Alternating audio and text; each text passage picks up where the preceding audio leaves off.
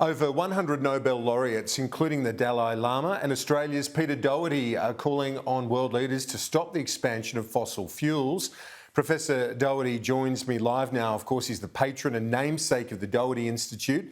Thank you for your time, as always, Professor Doherty. Why did you sign on with your fellow Nobel laureates to this? Explain your thinking for us ahead of what is an important summit to be convened by Joe Biden. Karen, I've been involved for some years now in trying to communicate about climate change. It's not my field of science. As people will realise, I'm basically in viral immunity, and I've been talking largely about COVID, and I've been massively obsessed with that for the past year. But I have written books and attended various international symposia, talked a lot to climate scientists, and have been involved in trying to communicate about this. And so when this call came out, I checked out what was being asked, and I'm in total agreement, so I signed on. And in terms of what's not being done now, what sort of leadership would you like to see? I think we can't be serious about trying to rapidly decrease global emissions of greenhouse gases, which, as we know, substantially come from burning fossil fuels, not totally, but substantially, without cutting back on the use of fossil fuels. I would have thought that was reasonably obvious. And climate change is not a local issue, it's a global issue. So fossil fuels that are burnt anywhere on the planet impact on our well-being. And if we're a major fossil fuel exporter, then basically, if we're going to make a real contribution, we have to do what we can to cut that supply chain. And I hadn't been watching this closely. I saw the Four Corners report last week, I think it was, and I was absolutely amazed by what was being said about this gas-led recovery idea. Now, the plan is to massively expand fossil fuel production and exports. There is no way we're making a positive contribution to ameliorating the consequences of global warming by increasing our level of fossil fuel export and production. Our leaders have been praised for the response in COVID. This is linking your area of expertise with our discussion today, but I guess it's relevant to the extent that leaders have listened to the science in this sense. Would you urge them to listen to the science in that broader and longer term challenge?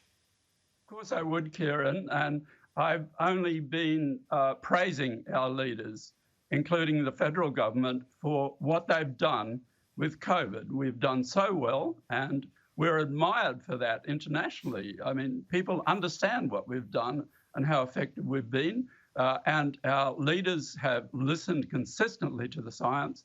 Everything they put out is advised by the science. Now, it would be very naive to think that dealing with the economic issues around climate change, fossil fuel production, the issues for employment, the issues for regions and so forth, is as straightforward as dealing with COVID.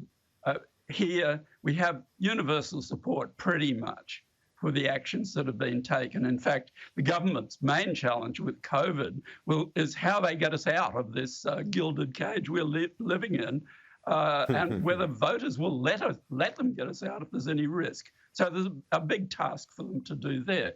But when it comes to fossil fuels, we realise it's built into our economy. It's a major factor. But surely we have enormous potential to produce renewables here. We have enormous potential to develop a new and green economy, as is emphasised by people like Twiggy Forrest, people at BHP, many of our major companies.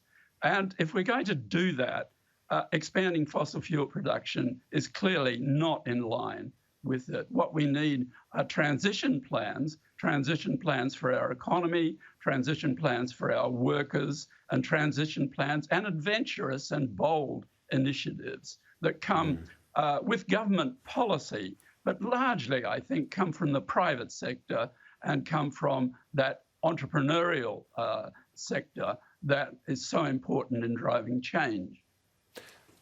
Professor Doherty, just finally, it would be remiss of me if I didn't ask you about the mRNA vaccine. I know you've been very supportive of that technology. You believe it works and it will be the vaccine of the future. But how quickly can we have a domestic manufacture capacity of mRNA? Well, the mRNA vaccines, of course, were totally new. We'd never used these in human beings before, and they've been spectacularly successful. That's the Pfizer-BioNTech vaccine and the Moderna vaccine, and we've had some Pfizer vaccine rollout here. And of course, we're hoping that as the US is all vaccinated, they've already vaccinated more than 30% of their people with at least one shot. But towards the end of the year, most of their population will be vaccinated, and we're hoping to get more doses, and the Prime Minister has organised that, and that's wonderful. So nothing but praise on that front.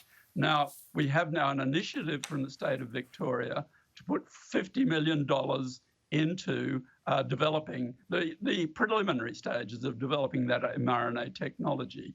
That won't be nearly enough, but it will start things going. So my perception is it would be wonderful if the Prime Minister, through his national cabinet, could get together with the premiers and we could work out a strategy, which is a national strategy, to go forward with this, because COVID-19 is not going to be over this year, and we'll be lucky if it's over next year. What may well happen is we'll see emerging numbers of mutant variants that may require new order vaccines. And it will take us at least a year from now to get this up to speed. But if we could make those vaccines here, that would be a great advantage. Not only that, it would allow us to make a major contribution to what has to happen globally, because we have to help the poorer countries. And it would also start to transition our vaccine technology, because if these vaccines are indeed as good as they seem they are, and we've only been using them for a short time, but they look great, then it's very likely that influenza vaccines will go down the same road. So it's positioning ourselves for the future and for economic advantage. Nobel laureate Professor Peter Doherty, I appreciate your insights, your time, as always. Thanks. You're welcome.